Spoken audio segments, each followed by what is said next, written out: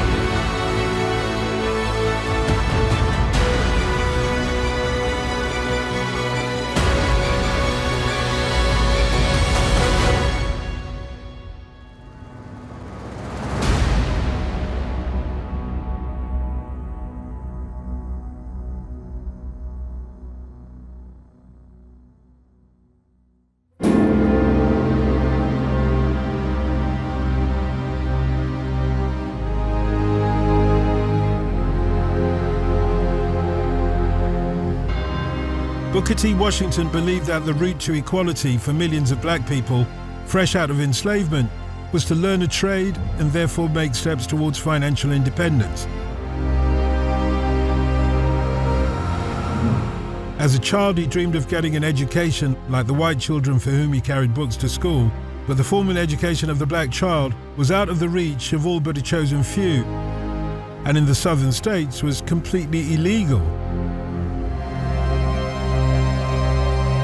Until the Emancipation Proclamation, all the young Booker T could do was peep through the classroom window at his white playmates as they learned reading, writing, and math.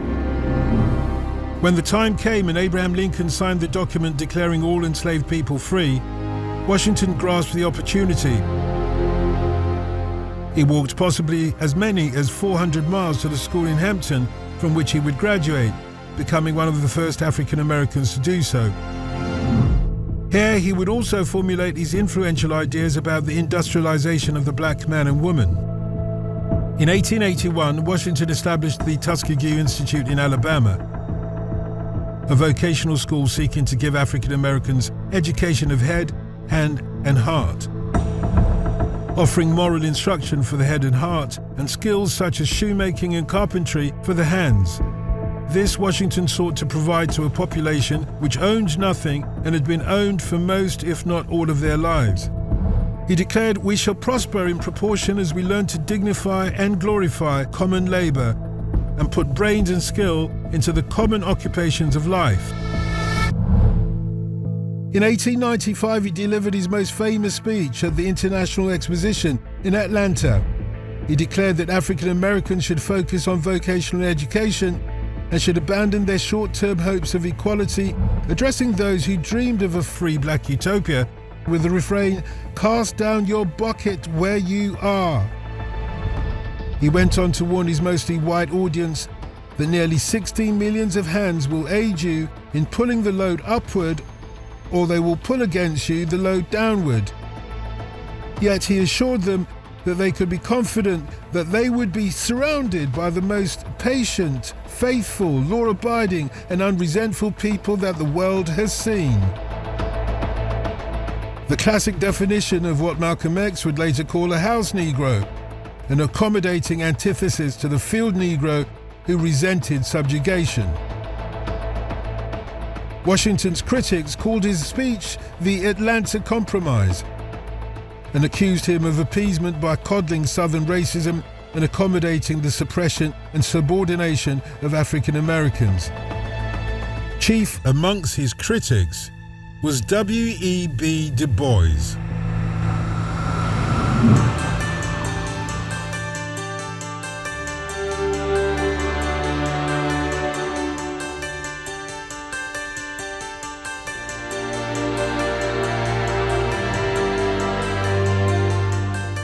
As early as 1903, W.E.B. Du Bois had condemned Washington's program of industrial education, conciliation of the South, and submission and silence as to civil and political rights, as well as his assurance to white people that they needn't fear social intermingling. Unlike Washington, Du Bois was born into a free family and later became the first African American to earn a university doctorate. He first encountered the institutionalized racism known as Jim Crow when he went south from his home in New York to attend Fisk University in Tennessee.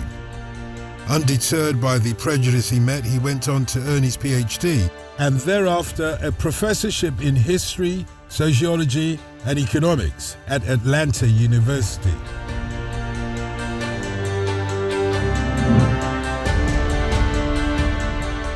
While Washington's successes came from the grassroots, Du Bois focused on the cream of the crop, the black intelligentsia or talented tenth, whom he believed would raise the rest of the race by creating a path for others to follow.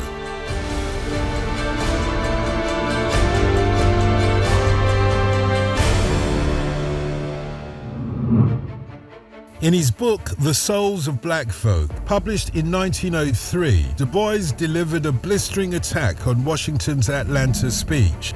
Du Bois claimed that Washington opposed the higher training and ambition of black minds, believing that even if there was economic benefit to Washington's methods of preparing black people for industrialization, this benefit could not be defended unless black people had the right to vote, were full citizens, and had civil rights.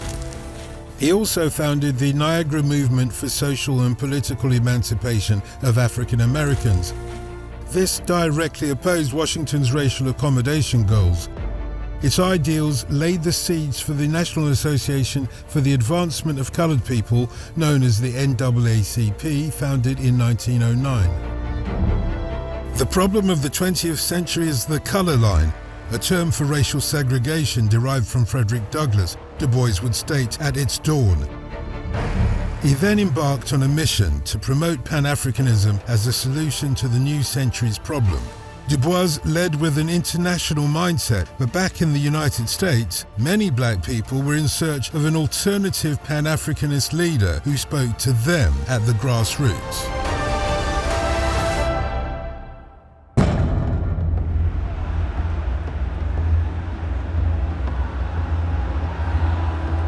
Marcus Garvey was described by Du Bois as the most dangerous enemy of the Negro race in America and in the world. Born in Jamaica but based in Harlem, he began publishing the Negro World in 1918, a weekly paper spreading his form of Pan-Africanism known as Garveyism with the mantra, "Up, you mighty race, accomplish what you will." We believe that the time has come to unite these 400 million people for the one common purpose of bettering their condition. Garveyism's militant black nationalism saw the answer to the color line as complete separation from white people. To achieve this, he launched a fleet of ships, the Black Star Line, funded by subscription, to repatriate passengers from America to Africa, where they could govern themselves as part of the majority population. In 1922, the Black Star Line failed. The federal government investigated Garvey and found him guilty of mail fraud. He received the maximum sentence, a $1,000 fine and 5 years in jail. Many believed that the judgment against him was an indication of government concern about his influence. Just as there had been tension between Washington and Du Bois, so a parallel antipathy arose between Du Bois and Garvey. Increasingly, African Americans were faced with the stark choice between Du Bois' top-down approach of intellectuals leading the masses and Garvey's undiminishing back to Africa rhetoric. Only a few selfish members of the Negro race believe in the social amalgamation of black and white. Garvey wrote of Du Bois' methods. For Garvey, separation and integration could never be married.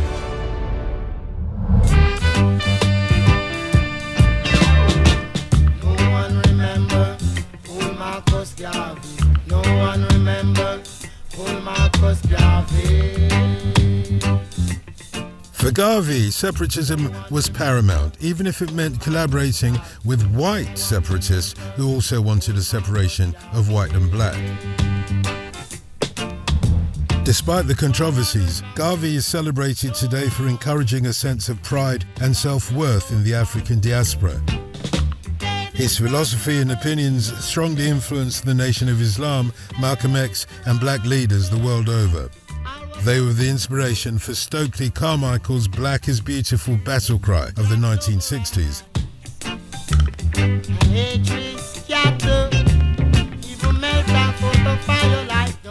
There was no shortage of protest movements for African Americans to join in the early 20th century. The problem was deciding which of the opposing leaders to align with. Would the next generation of civil rights leaders find more opportunity to agree? As George Floyd's death has shown, an extrajudicial killing in broad daylight, in full view, has the power to spark a worldwide protest. In 1955, the lynching of 14-year-old Emmett Till would ignite the next wave of the civil rights movement in America.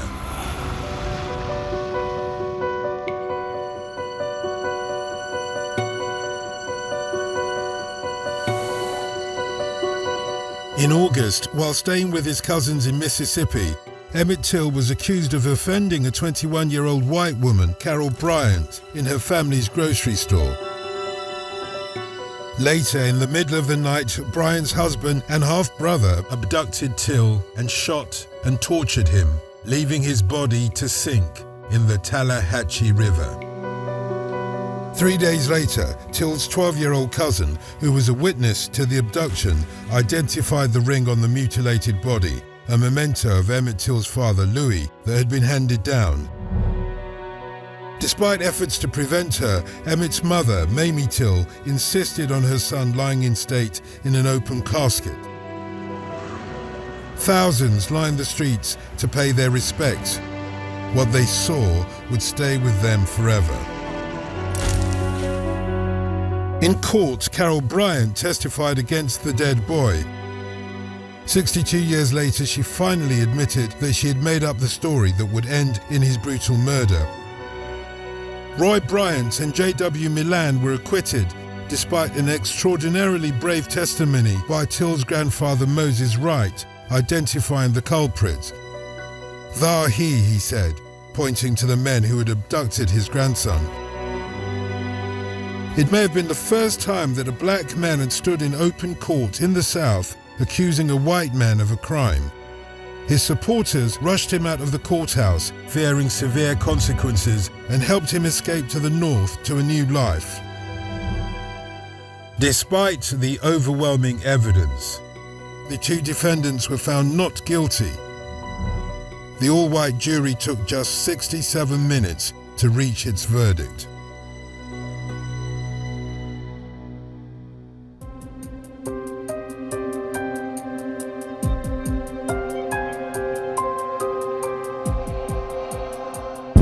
"100 days after Emmett Till was lynched, in December 1955, Rosa Parks was to initiate the year-long Montgomery bus boycott. She would later become known as the First Lady of Civil Rights and the Mother of the Freedom Movement. On December the 1st, after a full day of work, Parks, a seamstress at a department store in Montgomery, Alabama, and a secretary for the local branch of the NAACP, boarded a bus, paid her fare, sat in an empty seat in the first row in the colored section and the rear reserved for black passengers. During the course of the journey, all of the white-only seats filled up. When the bus stopped at the Empire Theatre, several white passengers boarded, prompting the driver to move the colored section sign behind Parks and demand that she give up her seat for the white passengers. Parks refused to move. She thought about it, but then she thought of Emmett Till and just couldn't do it. She was arrested, charged with a violation of the city's segregation law, and jailed. In the wake of Parks' defiant actions, a movement emerged seeking to boycott the buses of Montgomery. The Montgomery Improvement Association was founded to organize the boycott and rally the community. What immediate results do you hope to achieve? Well, we hope to achieve equal rights with any human being before us. That's what we are working for. For several weeks now, we, the Negro citizens of Montgomery, have been involved in a non-violent protest against the injustices which we have experienced on the buses for a number of years.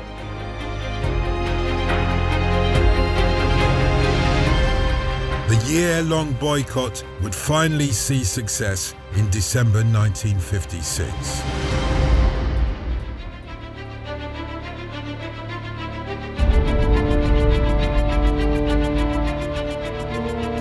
Reverend Dr. Martin Luther King Jr. rose to prominence following Rosa Parks' act of defiance.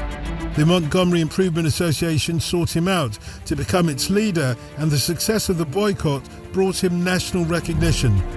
Today, he's remembered as an icon of non-violent resistance, but he was not wholly sold on the doctrine when he joined the bus boycott. His initial response to increasing threats of violence against him was to apply for a gun license to protect himself and his family.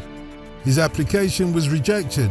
At times I am rather soft and maybe a little gentle, but I have strongly advocated direct action.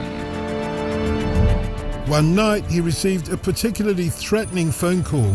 He feared for the safety of his wife and daughter and was ready to give up leadership of the boycott. But how could he leave without it looking like capitulation?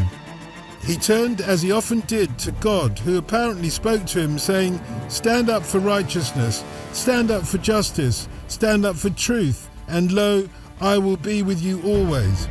After that, I was ready to face anything, he said. 3 nights later, King's house was bombed. When he stood by what was left of his home, he calmly declared, "We can't solve this problem through retaliatory violence. We must meet violence with non-violence." We are depending on moral and spiritual forces, using the method of passive resistance.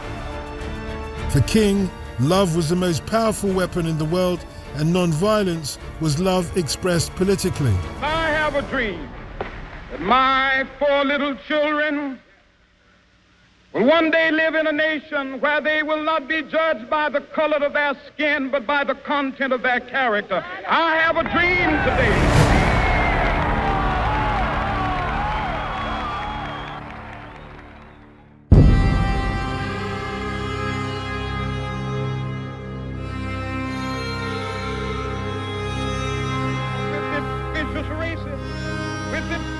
King's 1963 March on Washington saw him deliver his widely renowned "I Have a Dream" speech, today considered one of the most powerful statements of the civil rights movement. But at the time, it faced criticism. Malcolm X was one of King's most powerful critics. Whoever heard of angry revolutionists swinging their bare feet together with oppressors in lily pad pools, with gospels and guitars and "I Have a Dream" speeches, he would say? Contrary to King, Malcolm X believed in pursuing freedom by any means necessary, as he declared at the founding rally of his newly formed Organization of Afro-American Unity a year after King's I Have a Dream speech. By any means necessary. By whatever means is necessary to bring about complete respect and recognition of the 22 million black people in America as human beings. That's what we're for. That's what we're dedicated to. Their methods may have differed, but Malcolm X and Martin Luther King were not the sworn enemies the press portrayed them to be. They were in agreement in their goals, equality for African Americans. When they finally met in 1964, after one of King's meetings, they greeted each other warmly and respectfully. The real animosity was between Malcolm X and the Nation of Islam, the radical African American Muslim group that he had been a member of, but with whom he had fallen out acrimoniously. He had many enemies, and in the course of the next year would pay with his life. On 21st of February 1965, he prepared to address a large audience at the Audubon Ballroom in New York. Malcolm X was gunned down. He was only 39 years old. 3 years later, when he was also 39 years old, Martin Luther King was shot dead on the balcony of the Lorraine Motel in Memphis, Tennessee. At the time of Malcolm X's death, his political perspectives and King's were converging. Malcolm was becoming more conciliatory and King gradually more militant. Their joint legacy remains that, in pursuing equal rights and justice, neither man was afraid of facing death.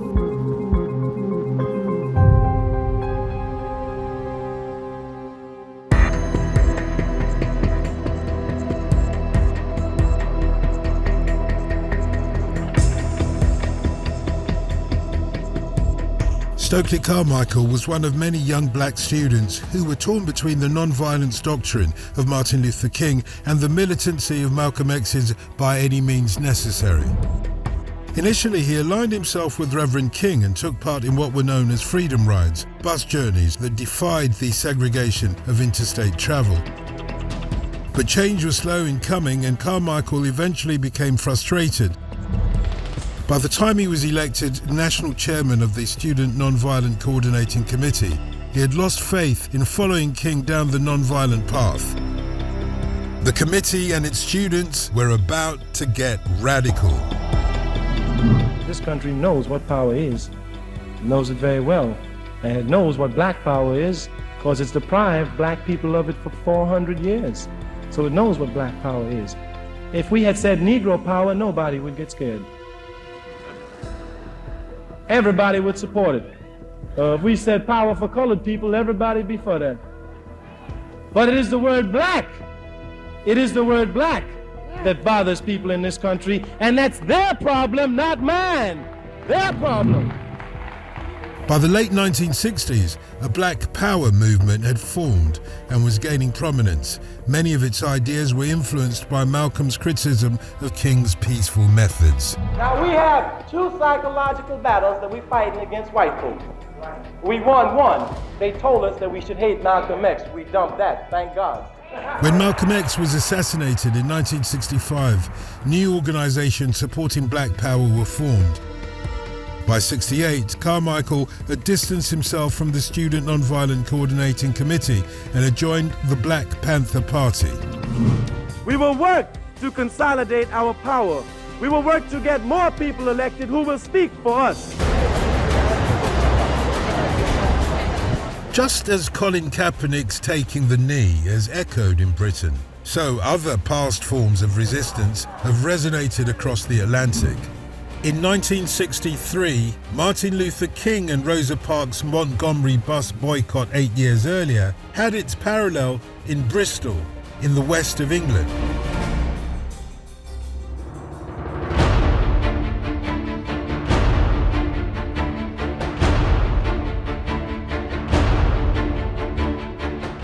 The Bristol bus boycott was led by the city's first black youth officer, Paul Stevenson. Stevenson had established that the Bristol Omnibus Company was operating a colour bar, as it was known then, in the employment of its personnel. Inspired by what happened in Alabama 8 years earlier, a Bristol bus boycott was organized. It took just 60 days to succeed. On the 28th of August 1963, the same day Martin Luther King delivered his historic I Have a Dream speech in Washington, D.C., the Bristol boycott achieved its aim, and later that year, Regbit Singh became the city's first non-white bus conductor. In the early 1970s, Stevenson moved to London to work for the Commission for Racial Equality.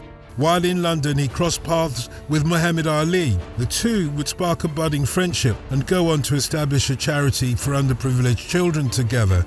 It aimed to increase participation in more inaccessible sports such as angling and tennis to help promote self-confidence and develop interaction between different racial groups in poorer areas.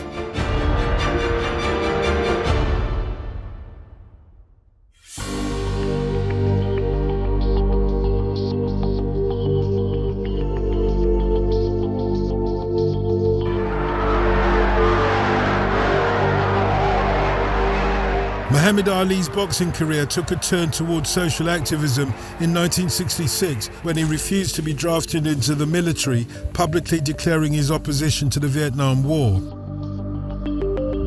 Ali aligned himself with movements that criticized the war and the draft, a system of conscription that drew mainly from minorities and working-class whites. He was arrested for such opposition, stripped of his boxing titles, and systematically denied a boxing license in every state. Undeterred, he spread his views globally and gave a particularly memorable performance in a BBC interview. And I always ask my mother, I said, Mother, how come is everything white? I said, why is Jesus white with blonde hair and blue eyes? Even the angels. I said, Mother, when we die, do we go to heaven? She said, naturally we go to heaven. I said, well, what happened to all the black angels when they took the pictures? Everything was white, Santa Claus was white, and everything bad was black. The little ugly duckling was the black duck, and the black cat was the bad luck, and if I threaten you, I'm gonna blackmail you. I said, Mama, why don't they call it white male? They lied too. I was always curious, and this is when I knew something was wrong. Muhammad Ali was not the only sportsman to pave the way for Colin Kaepernick.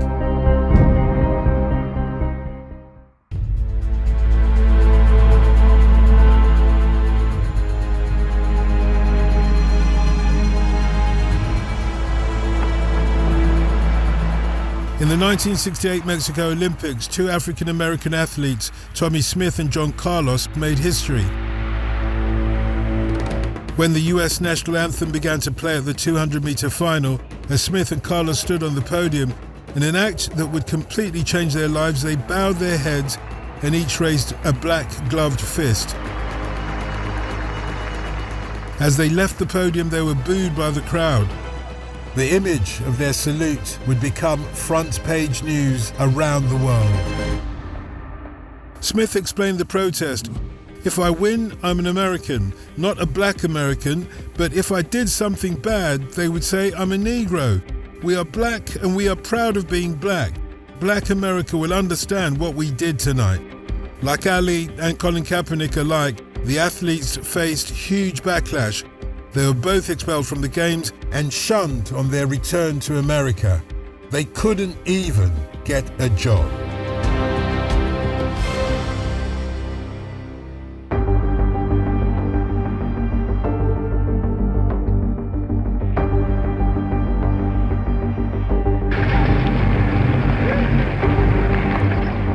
In 1967, the year before Smith and Carlos's protest, Stokely Carmichael visited London to speak at a conference. An explosion of black power initiatives in Britain followed. Among British civil rights activist Darcus Howe, who edited the magazine Race Today, rose to particular prominence in 1970 as one of the Mangrove Nine. The Mangrove was a Caribbean restaurant in Notting Hill and an important meeting place for the black community. On the 9th of August 1970, the Action Committee in Defense of the Mangrove Restaurant called a demonstration because that restaurant had been consistently harassed by the police. Ostensibly for drugs, nothing was found. and so the community responded with a demonstration. 150 people marched to the local police station, demanding hands off the mangrove. Howe and 8 others were tried for incitement to riot. They became known as the Mangrove 9. Talk us out of jail. Race today cannot fail. After a trial lasting 55 days, all were cleared of the charge of incitement to riot. The trial marked the first judicial acknowledgement of racial prejudice in the Metropolitan Police. Him stand up in the court like a mighty lion. Him stand up in the court like a man of iron. Talk us out of jail. What you say? Race today cannot fail. How you mean? Talk us out of jail. Look at that. The people's will must prevail. My terms, that experience is one which could be easily described as brutal, harassing, and generally repressive. Howe's activism would also reach recognition when he organised a Black People's Day of Action in 1981, following police inadequacy and bias dealing with the New Cross fire, in which 13 young black people were killed. One survivor took his own life 2 years later. 20,000 people marched for 8 hours from Deptford to Hyde Park, carrying placards which read 13 dead and nothing said, and no police cover-up. They want to defend you, yes, but in defending you, they will also have to assist the judge to camouflage the entire situation of police brutality in this country.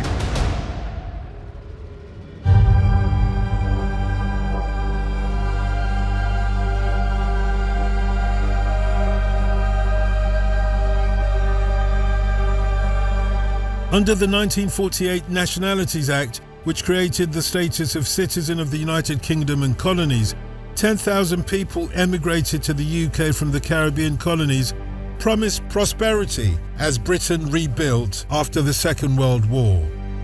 And so, on June the 22nd, 1948, 500 migrants arrived from the Caribbean at Tilbury Docks in Essex on board the Empire Windrush. The Windrush generation. Paulette Wilson was one member of this generation. The new citizens' passports were stamped with indefinite leave to remain, and children were accounted for under their parents' documents. Yet in 2012, the hostile environment immigration policy would make it as difficult as possible for people without leave to remain to stay in the UK. Included in this were threats to deport people from Commonwealth territories who had arrived in the UK before 1973, like the Windrush generation. Paulette Wilson had travelled to the UK legally under encouragement from the British government, but in 2016 she received a letter informing her that she was an immigration offender and needed to take immediate steps to return to Jamaica, a country she had not been to in over half a century. Wilson was arrested twice and detained in immigration removal centres. Only after a last-minute intervention by her MP was her deportation prevented. Going into detention centre is not nice. You're seeing people in wheelchairs, on walking stick, old people, you know, and you're thinking to yourself, well, what's going to happen to them when they go back to their own countries and like. When I think about it, it just brings heartache. I don't want to talk about it anymore. It just brings... Sorry.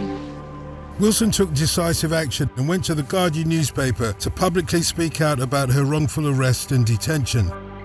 This courageous step encouraged dozens of other people to come forward and tell how they had been wrongly detained, or worse, removed from the UK. The affair would become known as the Windrush Scandal.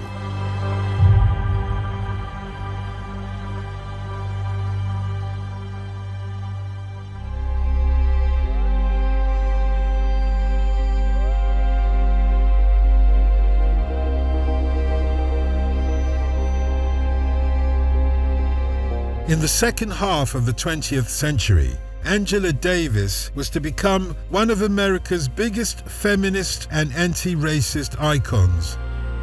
In 1970, she had a life-changing experience that would inform the direction of her activism forever.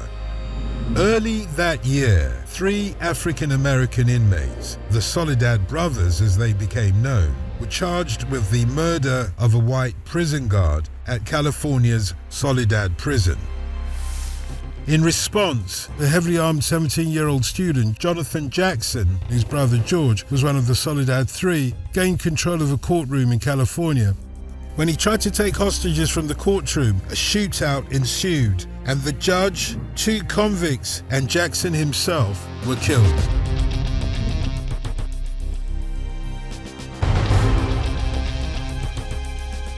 When it was discovered that Angela Davis, a university academic, had owned several of the firearms used in the attack, including the one that had been used to shoot the judge, Davis was charged with aggravated kidnapping and first-degree murder in the death of Judge Harold Haley.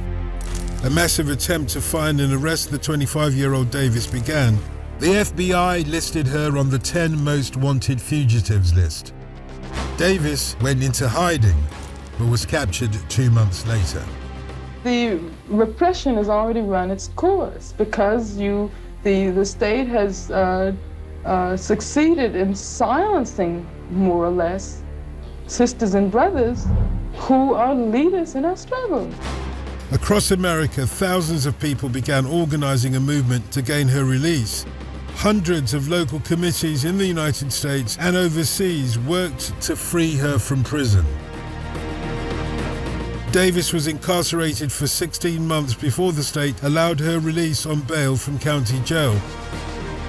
In June 1972, an all-white jury concluded that ownership of the guns was insufficient evidence of her role in the plot, returning a verdict of not guilty. Davis had already been concerned about conditions in prisons, but as she got to know what it was like to be an inmate herself, she developed a much stronger interest in prison reform and abolition. In 1997, Davis co-founded Critical Resistance, an organization working to build an international movement, challenging the belief that caging and controlling people makes society safe. Today, she's recognized as one of the world's most eminent black intellectuals and travels the world on sellout tours in her continued fight for black lives, women, and prison reform. There's this myth that black people did not resist until Watts or until Malcolm or until the Black Panther Party. It's just not true.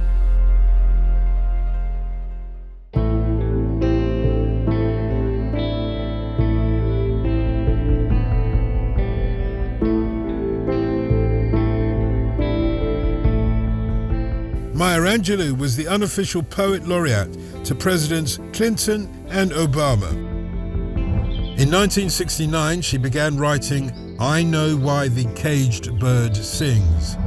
It would be the first of her 7 autobiographies, public account of her experience as a black woman growing up in St. Louis. It uses the power of language to navigate a confusing and oppressive world for women of color. All I'm trying to say, or what the main thesis is, human beings are more alike than we are unalike. Angelou continued to rise in fame and in 1993 took to one of the biggest stages in the world. At the first inauguration of Bill Clinton, she recited her poem, On the Pulse of a Morning. You, the Ashanti, the Yoruba, the Kru, bought, sold, stolen, arriving on a nightmare, praying for a dream. Here, root yourselves beside me. I am that tree planted by the river which will not be moved. I the rock, I the river, I the tree, I am yours. Your passages have been paid. Lift up your faces. You have a piercing need for this bright morning dawning for you. History, despite its wrenching pain, cannot be unlived, but if faced with courage, need not be lived again.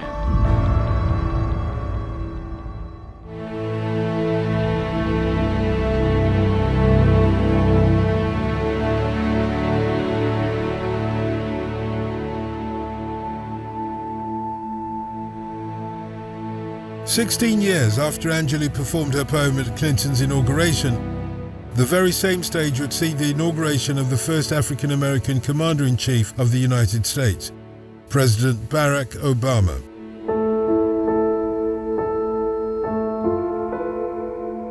Progression and regression proved themselves to thrive in the same moment.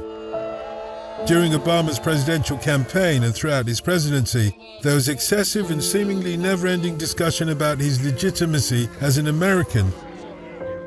Those who opposed him alleged his published birth certificate was a forgery and that Obama's actual birthplace was not Hawaii but Kenya, which would make him ineligible to be President of the United States. I'm confident that the American people can come together and solve these problems. We always have. But we're not going to be able to do it if we are distracted. We're not going to be able to do it if we spend time vilifying each other. We're not going to be able to do it if we just make stuff up and pretend that facts are not facts. We're not going to be able to solve our problems if we get distracted by sideshows and carnival barkers. In 2008, prior to being elected, Obama released his official Hawaiian birth certificate.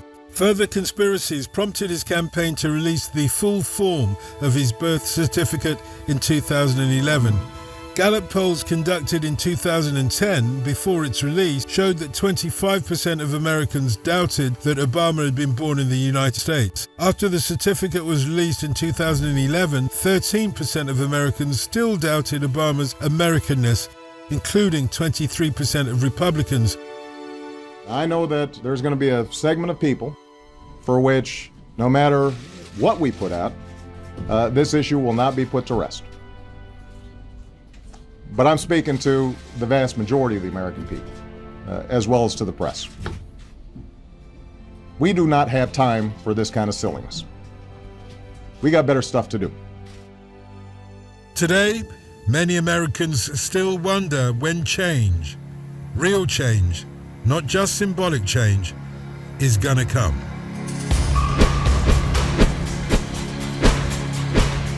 From Nanny of the Maroons to Colin Kaepernick, the story of resistance to racial oppression and discrimination against black people is centuries old and continues today.